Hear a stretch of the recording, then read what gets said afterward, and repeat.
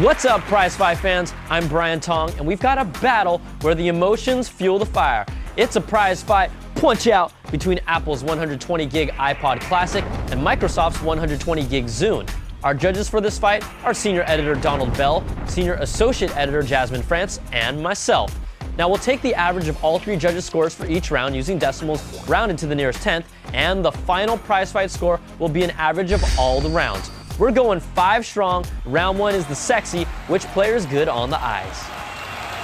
Apple's Classic is no longer the sexiest girl at the party, but its brushed metal and iconic design is, well, still classic.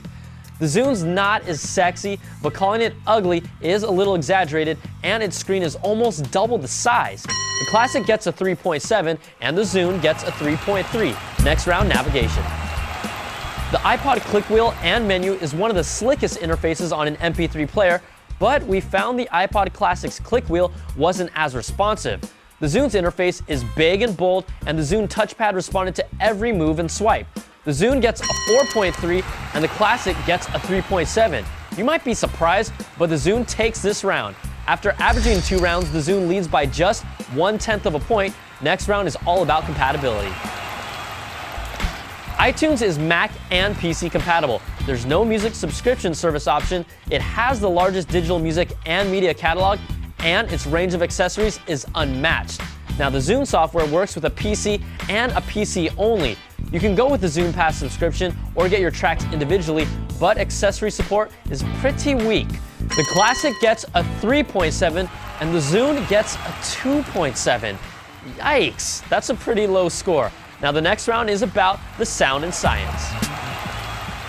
If we're talking sound quality, the Zune has always had the edge, even without an EQ. You can use its built-in Wi-Fi to download music directly, plus taggable FM radio songs can also be downloaded, and games have multiplayer support.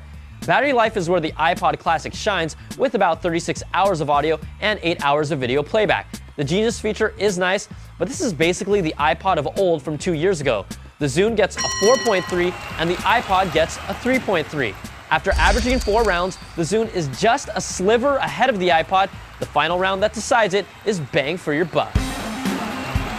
Both of these guys are $249 for the 120 gig model, and you're really getting a great value. But the iPod Classic just hasn't changed. The Zune is packed with more features, and it's nice to know you won't be left out with future firmware updates either.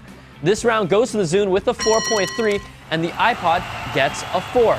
So let's average all 5 rounds for the final score, and the Zune, yes, the Zune is your prize fight winner, defeating the iPod Classic 3.8 to 3.7. Apple seems happy to keep the Classic the way it is, and the constantly evolving Microsoft Zune is the one who benefits. I'm Brian Tong, thanks for watching, and we'll catch you guys next time on another prize fight. Woo-hoo!